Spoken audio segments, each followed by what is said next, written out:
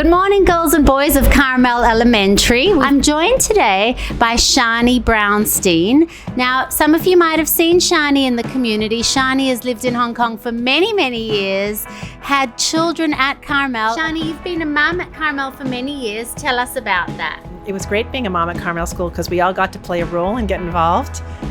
Come in and read stories to the kids. I was a class mother for many, many years. We've still got class mothers. And I contributed to this lovely cookbook here. So Shani, we have featured this Carmel cookbook in our most recent Carmel links. We had a Hanukkah edition. We put the sufganiyot in there. Tell us about your role with this book and how you contributed. Okay, so when Zachary was in nursery, I believe, there was a first edition of the Carmel School cookbook. So all the parents from the community got to contribute, and I contributed Zachary's banana muffins at the time. And there was another edition after that, which I think was edited by some other women, I believe Tali Ben-Sira and some other moms.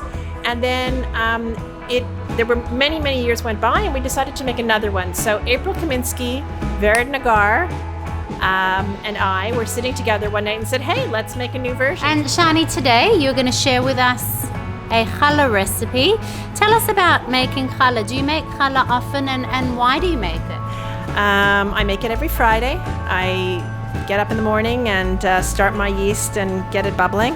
And I make it for two reasons. Mm-hmm. One reason is basically it makes me feel good. I really feel great mixing all the ingredients together, knowing that on Friday night this delicious challah is going to come out and everyone's going to enjoy it. And what's your second reason? And my second reason is it gives me a chance to think about the people in my life who are close to me, whom I love, who may need a little blessing. So part of making challah is a mitzvah of blessing people who maybe are not well or who aren't feeling well, feeling down, and say a little bracha for them as well. Once you braid your challah, very important to wait 1 hour while it rises a second time. Make sure it rises for only 1 hour. Well, Shani, thank you so much. We're going to now hear our Parasha message for this week, and then stay with us, girls and boys, because we are going to learn how to make challah. Happy Friday, boys and girls. This week's Parasha is Parashat Tisa. And in this Parasha, Hashem is asking us to give a contribution, machatzit shekel. It's like $50 these days. Everyone gives the same amount, the poor and the rich. And why is that? Because in the eye of Hashem, we are all equal when coming doing a mitzvah and when coming to contribute and being a part of something, of a community. We are part of a family, of a society, also in school. When coming separate challah, we remember that we take a part and we contribute. And with our contribution, we make a whole. Shabbat Shalom.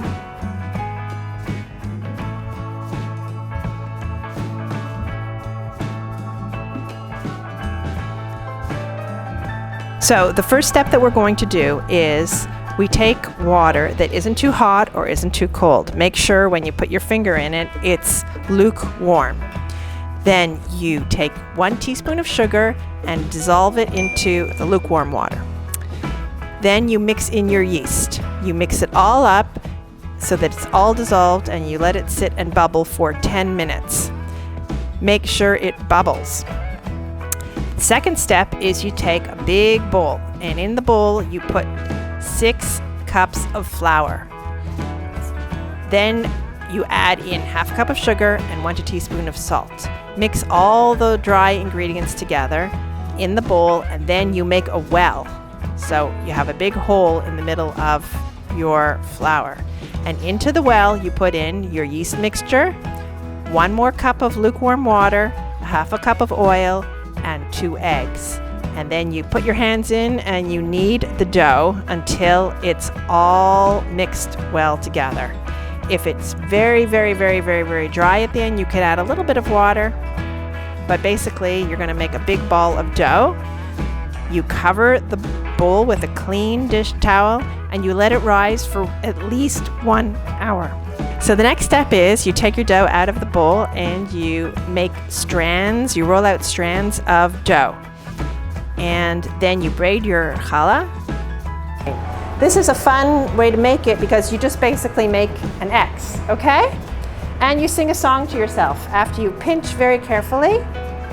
Okay, it's a really easy song. You're going down, up, over, and back, right? Okay. Down, up, over, and back.